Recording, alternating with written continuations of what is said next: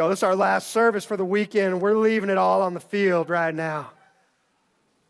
God's got a word for each and every one of us in here. I believe that, and there's a reason you're here tonight in this place.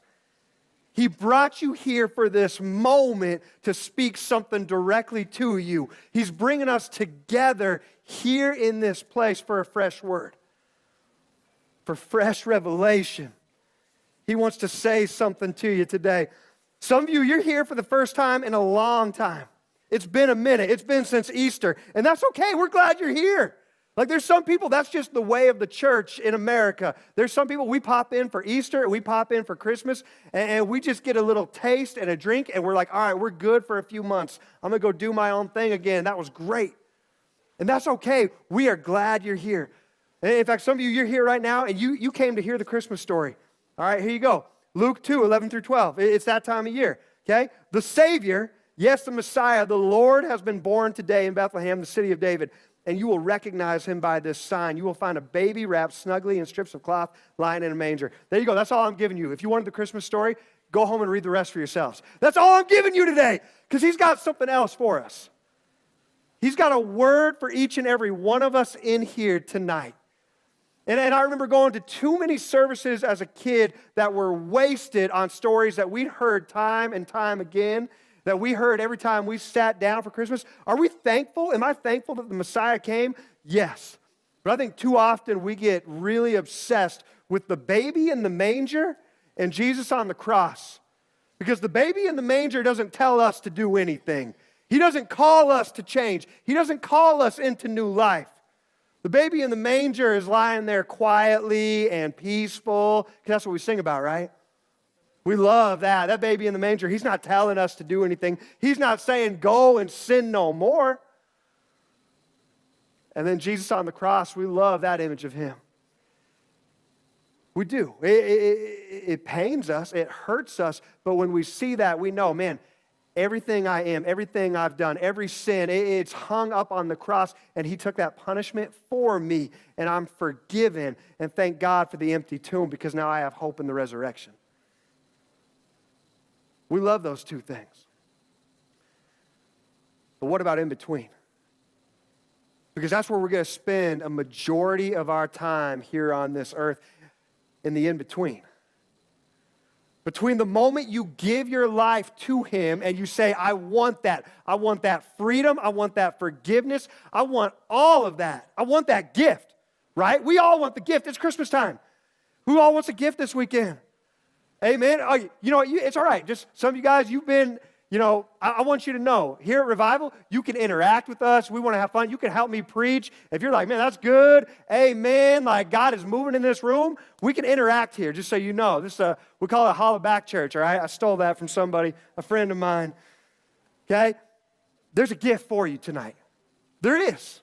Ephesians 1:3. All praise to God, the Father of our Lord Jesus Christ, who has blessed us with every spiritual blessing in the heavenly realms.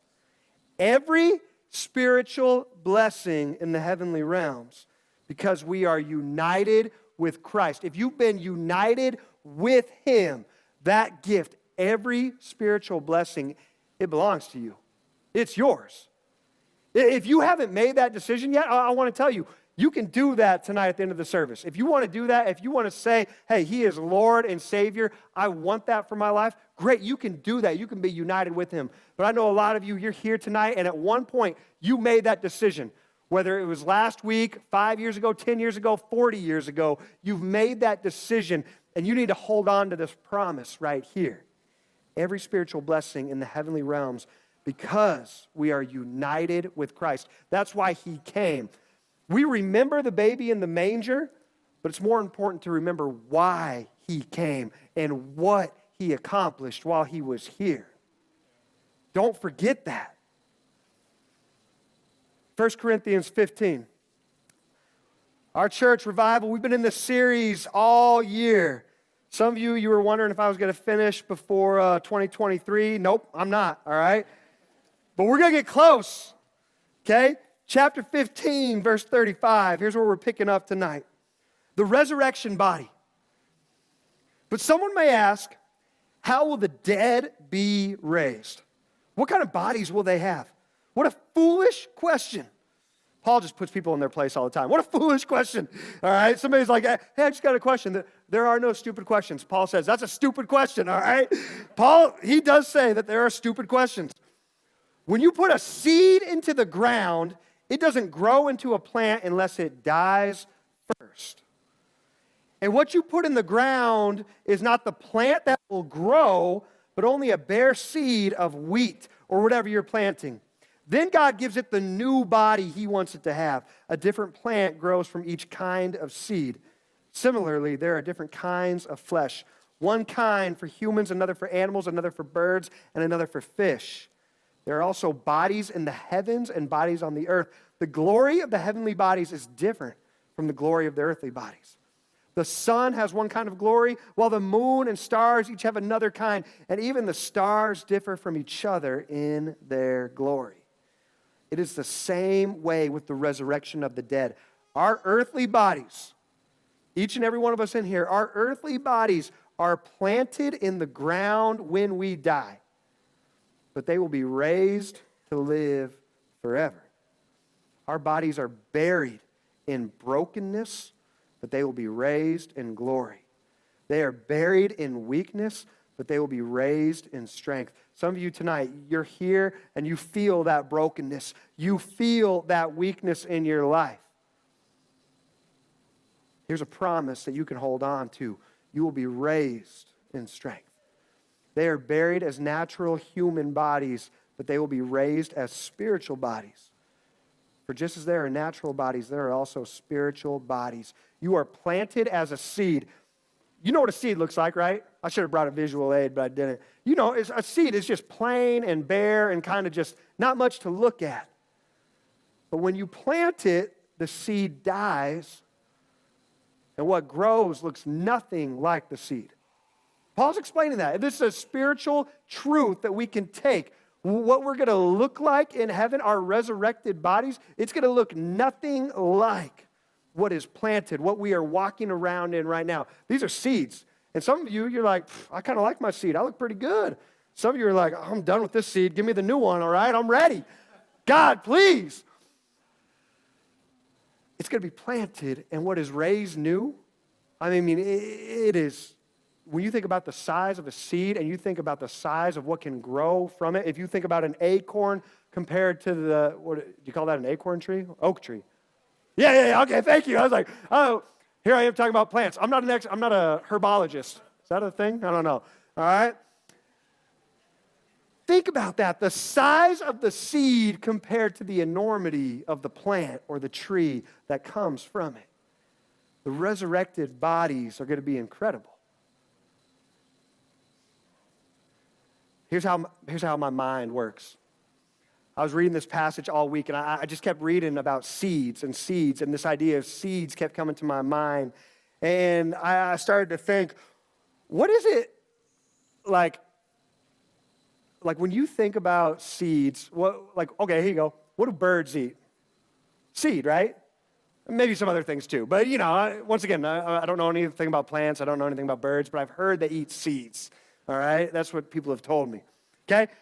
I want to tell you tonight about the most demonic Christmas song there is. And you're going to be like, what? Okay, just hang with me here. Okay? Y'all know the 12 Days of Christmas? Everybody know that one? Anybody want to just start humming it for me? What did they give him on the first day? What did he give that girl? Partridge in a pear tree. Okay, what came on the second day? 2 turtle doves. All right, what came on the third day? It's a lot of birds, right? I mean, it's a lot of birds. If you start counting up the birds, do you know how many birds are mentioned in that song? How many birds he gives this girl? Anybody know? Anybody who's just really good at math? You're like, oh yeah, I know that song. 23. Oh yeah, you were there last night for church. All right. I see you, cheater. I was about to give you a prize, but wow, that's a teacher back there too. I know you. 23 birds.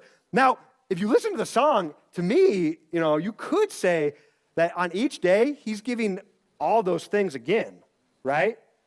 Like, you know what I'm saying? Like on the second day, he's given the 2 turtle doves and another partridge in a pear tree. And so if you start adding that up, do you know how many birds that is then? What, teacher, what do you got? 184 birds. That's a lot of birds. That's a terrible gift. There's this old show, it's old now, called The Office. You ever seen The Office? This guy, they're doing like a Secret Santa in The Office. And this guy is like giving this girl he has a crush on all the 12 days of Christmas. And she comes to work and she's all like cut up and like sliced up. And people are like, what's going on? And she's like, somebody's just giving me all these birds. Like, it's terrible. Like, she hates it. It's a terrible gift. Now let me tell you why that's the most demonic Christmas song there is. You're like, where's he going with this? Mark chapter 4, all right? Let's go back a little bit here in your New Testament. Mark chapter 4. Here's what Jesus has for us tonight in this parable. Mark chapter 4, verse 3. We'll jump in here. Listen. A farmer went out to plant some seed. There it is again, seed. As he scattered it across his field, some of the seed fell on a footpath, and the birds came and ate it. Those dang birds. They came and ate it. Other seed fell on shallow soil with underlying rock. The seed sprouted quickly because the soil was shallow, but the plant soon wilted under the hot sun. And since it didn't have deep roots, it died. Other seed fell among the thorns that grew up and choked out the tender plants, so they produced no grain. Still other seeds fell on fertile soil, and they sprouted, grew, and produced a crop that was 30, 60, and even 100 times as much as had been planted. Then he said, anyone with ears to hear should listen and understand. Jesus helps them understand. Jump down there to verse 14. Here's his explanation for us. The farmer plants seed by taking God's word to others. The seed that fell on the footpath represents those who hear the message only to have Satan, that's the birds, all right? I told you, 12 Days of Christmas, it's a demonic song, all right? All those birds, only to have Satan come at once and take it away. The seed on the rocky soil represents those who hear the message and immediately receive it with joy, but since they don't have deep roots, they don't last long. They fall away as soon as they have problems or are persecuted for believing God's word. The seed that fell among the thorns represents others who hear God's word. But all too quickly, the message is crowded out by the worries of this life, the lure of wealth, and the desire for other things. So no fruit is produced. And the seed that fell on good soil represents those who hear and accept God's word and produce a harvest of 30, 60, or even 100 times as much as he had been planted.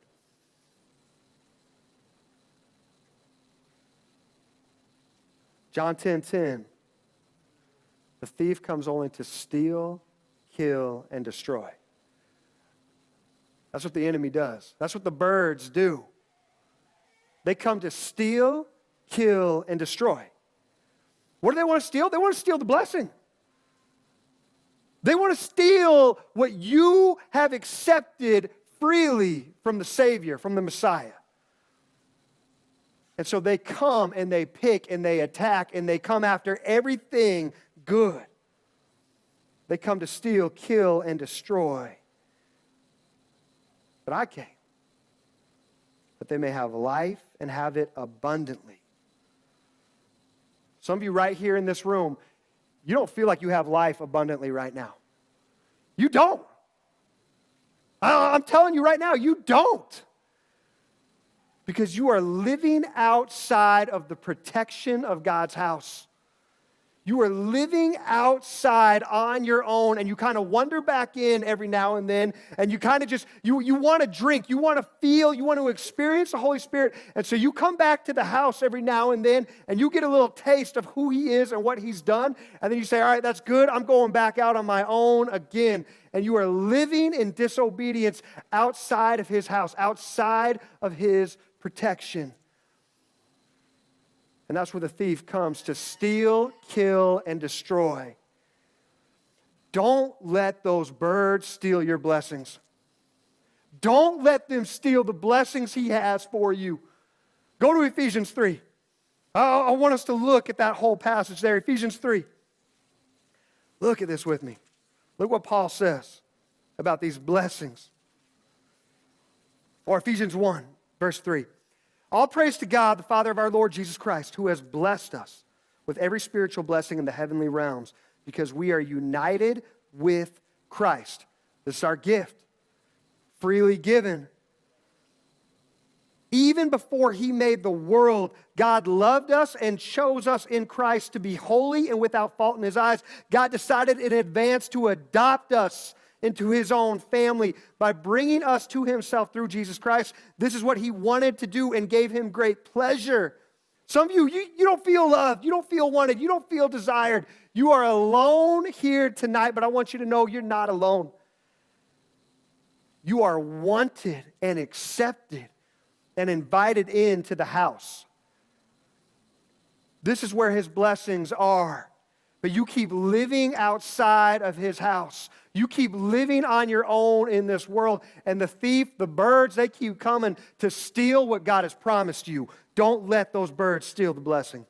So we praise God for the glorious grace he has poured out on us who belong to his dear Son. He is so rich in kindness and grace that he purchased our freedom with the blood of his Son and forgave our sins. He has showered his kindness on us, along with all wisdom and understanding. These are incredible blessings. When we are in the house, when we are in his word, when we are walking in obedience to what he has for us, he showers us with kindness and wisdom and understanding. Verse 9, God has now revealed to us his mysterious plan regarding Christ, a plan to fulfill his own good pleasure. And this is the plan. At the right time, he will bring everything together under the authority of Christ, everything in heaven and on earth. Furthermore, because we are united with Christ, we have received an inheritance. Once again, he just showers gifts on us. We have received an inheritance from God, for he chose us. He chose you. You don't feel it right now. You don't believe it right now, but you got to start saying it. You got to start speaking it so it'll become true to you. You got to take ownership of it and believe he chose you. He loves you. He sent his Son for you. You don't believe that, but you need to start speaking that into your life, because the more you speak it, that's where the power of life and death resides, in the power of the tongue. When you speak it, you begin to believe it. Every time I start to have doubts and fears and worries and anxieties come up, it's because I've been quiet. And I've been letting the birds pick and pick and pick. Go ahead and shout at the birds. I'm giving you permission. Shout! Come on! I know you guys are looking at me like, this is crazy. This guy's wild. Yeah, I am. This is my last service for the weekend. I'm leaving it all here tonight. Okay? Shout. Don't let them steal what he has promised you. Don't let them take it. Furthermore, because we are united with Christ, we've received an inheritance from him. He chose us.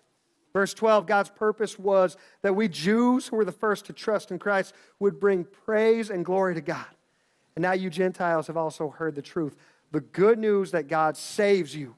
And when you believed in Christ, he identified you as his own by giving you the Holy Spirit.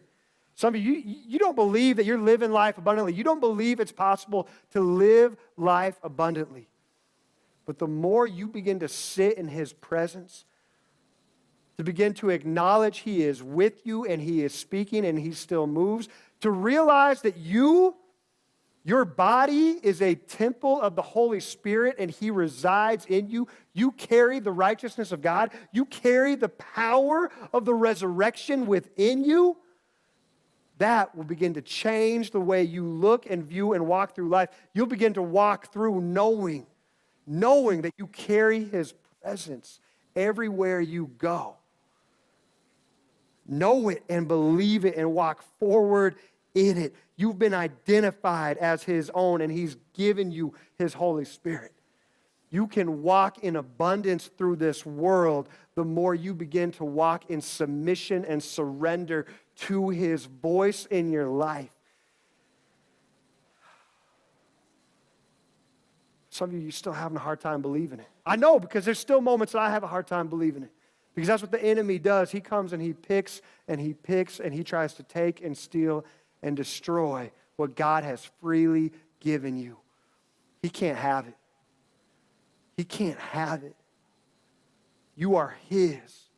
You're his son, you're his daughter, and he paid for you on the cross. It's done. It's finished. That gift is yours. The Spirit is God's guarantee that he will give us the inheritance he promised and that he has purchased us to be his own people. He did that so we would praise and glorify him. When we come into this room and you see people with lifted hands, or you see people on their knees, or you see people worshiping however they want to worship, that's great, because guess what? It's not for them, it's for him. That's why we worship. It's not for them, it's for him. But when we give it all to him, I'm telling you, it will change you.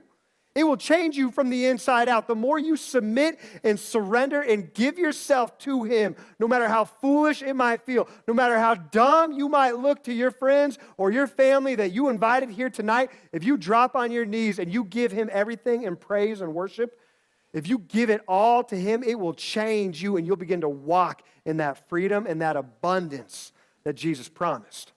That's what he wants for you. Stop walking through life defeated and know that he's already won and he's given you the victory. He's given you the inheritance. He shared it with you and you are sealed by his Holy Spirit. You are sealed. You carry his presence. Mark 4. Let's go back now. Some of you, the birds look different in your life. The birds look different in everybody's life. I'll tell you, my birds, man, the birds that attack me most are pride. The birds that love to come after me are bitterness. And the birds that just love to try and, well, what they do, they don't just come and pick and try to attack when it's early on, when it's just seed that's been planted. Because that's what he's saying right there. They'll come back later on. Because if you go down a little bit here, get to verse 30 in chapter 4. This is Jesus still talking, still sharing parables. Here's what he says, verse 30. Jesus said, "How can I describe the kingdom of God? What story should I use to illustrate it? It is like a mustard seed planted in the ground." There he goes, talking about seeds again. "It is the smallest of all seeds, but it becomes the largest of all garden plants. It grows long branches, and birds can make nests in its shade." I used to read that verse, and I thought, oh, that sounds like a good thing. You know, we can become these big trees, and these nice little birds can come and make nests there in the shade. That's in the context of what Jesus just said about the birds coming to steal, kill, and destroy. Some of us, we have been believers for 10, 20, 30 years, and he's growing us up in the faith. But some of us, we have let birds make nests in our life. They've made a home. The demons have made a home within us.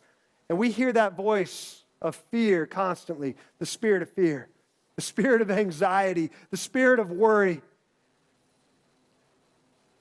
And they've made a nest and lodged themselves in our lives, and they've made a home there. He doesn't want you to walk through life anymore with the demons making a nest in your life. You can have freedom. You can walk forward free from these birds that keep trying to build a nest and a home in your life. He wants to give you deliverance from them. He wants to, what did he do? He came to set the captives free. And some of you, you really believe the lie the enemy has told you that you're always going to struggle with fill in the blank, whatever it is. Some of you, you believe that you're always going to struggle with lust. You're always going to struggle with pride. You're going to always struggle with greed or anger or bitterness. You believe that tonight, and you've settled with that tonight, and you've made peace with those birds in your life, and he wants to shake that tree and knock those nests free tonight. That's what he wants you to do. He wants to give you the best gift he can give you, complete and total freedom as you walk through this world. You can walk through in abundance. You don't have to walk through a slave anymore. Let him shake you loose tonight.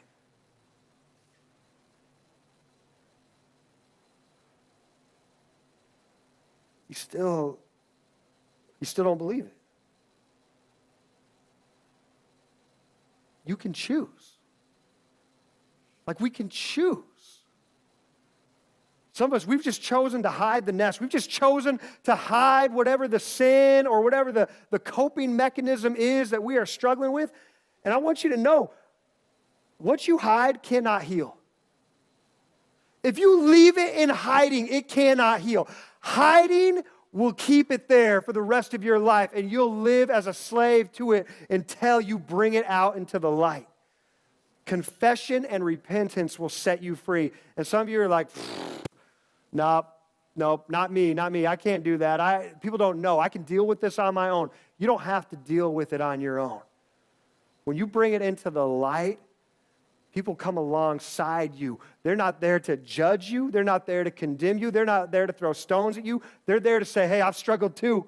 I'm still struggling. I'm still fighting. I'm still battling. But let me tell you something. We can fight this fight together, and we can walk in freedom and abundance together. We don't have to live in these chains anymore. Let him set you free tonight. Here we go. Now you're waking up. Some of you want it. Some of you really want it. Let him speak. Let him break that stony heart. Let him bring fresh wind and fresh fire into the temple again. Submit and surrender to him. Deuteronomy 30. We're going back to the Old Testament now. I love the Old Testament because Jesus, he did not come to abolish the law, but he came to fulfill it. That's what he did. Chapter 30, verse 15. Here's what Moses said to the Egyptians who had lived in, not to the Egyptians, to the Israelites who had lived in slavery to the Egyptians for hundreds of years. Here's what he says to them. They've been set free, and now he's given them God's word, a new way to live. Verse 15, chapter 30. Now listen, today I'm giving you a choice between life and death. I'm giving you a choice between life and death, between prosperity and disaster. For I command you this day to love the Lord your God and to keep his commands, decrees, and regulations by walking in his ways. If you do this, you will live and multiply, and the Lord your God will bless you and the land you are about to enter and occupy. These words, they were spoken prophetically thousands of years ago. They're still true to God's people today. This is still for you. This is still for me. But if your heart turns away and you refuse to listen, and if you are drawn away to serve and worship other gods, then I warn you now that you will certainly be destroyed. You will not live a long, good life in the land you're crossing the Jordan to occupy. Today I've given you the choice between life and death, between blessings and curses. Now I call on heaven and earth to witness the choice you make. You have a choice. This is for you. This is for me. We have a choice today to submit and surrender, to repent and confess, to turn back to him. Some of you, you've been living under the curse. You've chosen the curse. For the last 5, 10, 20, 30 years, you've chosen to make peace with the birds and the nests that they've made in your life.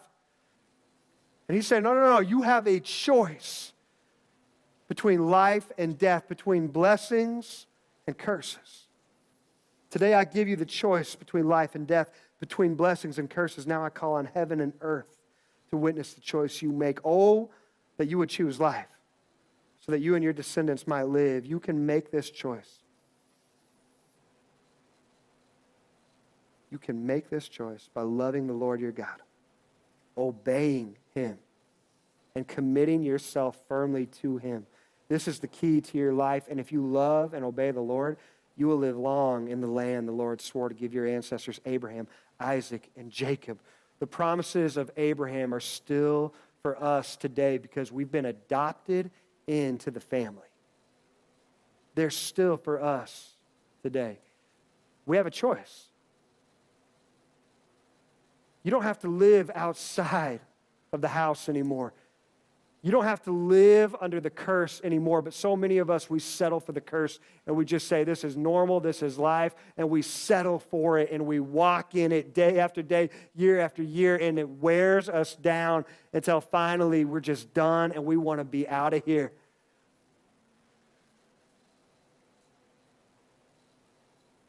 You can make this choice by loving the Lord your God, obeying Him, and committing yourself firmly to Him. This is the key to your life. And if you love and obey the Lord, you will live long in the land the Lord swore to give your ancestors.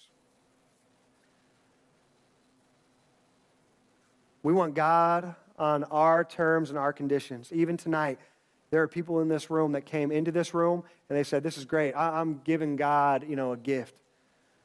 My presence is a gift to the Lord. He should just be thankful I'm here. Like, look at me, I'm great, this is awesome. No. His ways, His law, His decrees, His church, being a part of the body, being in the house, it's a gift to us. It's a gift to us. It's not a burden. If it's a burden, you need to repent tonight and turn back to Him. Come before Him and say, I'm sorry, Lord, for the thing I've made it. I'm sorry, Lord, for the thing I've made it. It's all about you. It's all about you. Psalm 18:30, God's way is perfect. All the Lord's promises prove true. He is a shield for all who look to Him for protection. Psalm 5, verse 12, for you bless the godly, O Lord. You surround them with your shield of love. Psalm 32, verse 7, for you are my hiding place. You protect me from trouble. You surround me with songs of victory. He's our protection. He's our shield. When we walk in obedience to Him on His terms and not our own, we are in the house. We are protected. And we walk in blessing. We walk in life and not death or curses. We rebuke all that and we walk by faith and obedience in His word. That's what we get to do tonight. Worship team, I'm going to invite you up as we close out. And church, as the worship team, as they're singing this last song, I want to invite you in this moment.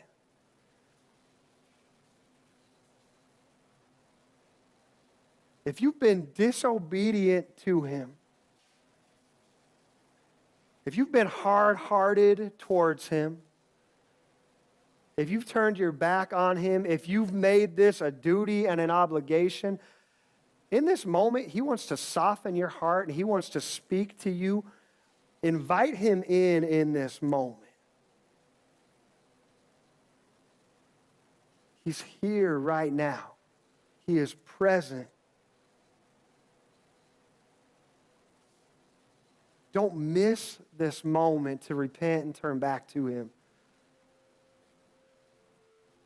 In the old days, churches would do an altar call.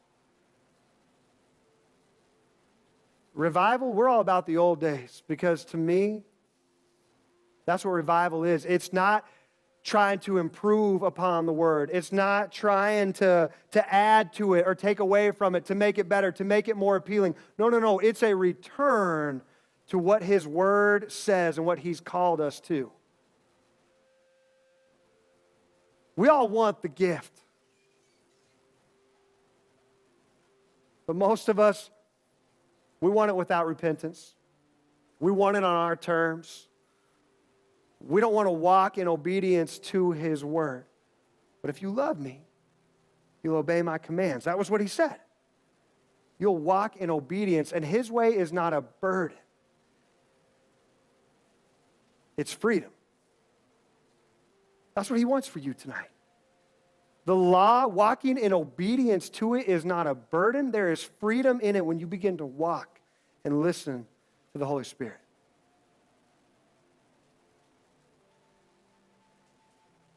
Don't miss out on this gift tonight. If you want to come forward, if you just want to have a moment to come and pray with someone, our ministry team, they're going to be up front, over here on the side. I'm going to be up over here. if you just want to come and you just want to turn back to him, if you just want prayer, if you just want to ask him to forgive you, and you want somebody to pray with you, we'll be here. And I'll tell you this. As the leader of this church, I know, for me, I need to be the lead repenter. I've been disobedient this week. He's told me to do things, and I said, no, I don't want to do that. 2 days in a row, he told me to do something, and I said, no, that's going to be weird, that's going to be strange, that's going to be uncomfortable if I go and have this conversation. I don't want to do that. I've been disobedient. And so now I just come here tonight, and I tell you, I want to repent. I want to turn back to him, and I want to listen and submit and surrender to his voice. Because I don't want to miss out on the blessing. Because we have a choice here today. We get the choice. He doesn't force us. That's not what Jesus came to do. He didn't come to force anyone to follow him. He came to give us the choice again, just like Moses gave God's people the choice all the way back in Deuteronomy. He gives us the choice again. You can choose life or death. You can choose the blessing or the curse. You can choose to surrender.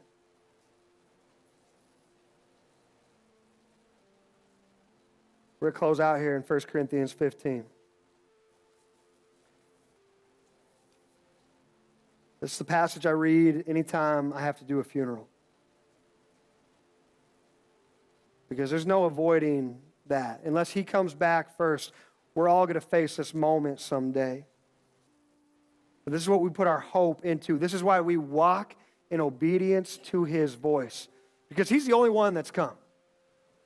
No one else has offered a better way. No one else has come to bring salvation to people that did not deserve it. And he paid for it. Verse 45, the scriptures tell us the first Adam became a living person. But the last Adam, that is Christ, is a life-giving spirit. What comes first is the natural body, the seed. Then the spiritual body comes later. Adam, the first man, was made from the dust of the earth, while Christ, the second man, came from heaven. Earthly people are like the earthly man, and heavenly people are like the heavenly man. Just as we are now like the earthly man, we will someday be like the heavenly man. Church, would you stand up as we finish out here? What I am saying, dear brothers and sisters, is that our physical bodies cannot inherit the kingdom of God. These dying bodies cannot inherit what will last forever. But let me reveal to you a wonderful secret. We will not all die, but we will all be transformed. It will happen in a moment, in the blink of an eye, when the last trumpet is blown. For when the trumpet sounds, those who have died will be raised to live forever. And we who are living will also be transformed. For our dying bodies must be transformed into bodies that will never die. Our mortal bodies must be transformed into immortal bodies. Then when our dying bodies have been transformed into bodies that will never die, this scripture will be fulfilled. Death is swallowed up in victory. Oh, death, where is your victory? Oh, death, where is your sting?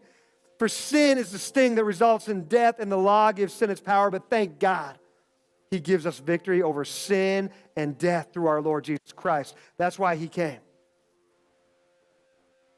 So my dear brothers and sisters, be strong and immovable. Always work enthusiastically for the Lord, for you know that nothing you do for the Lord is ever useless.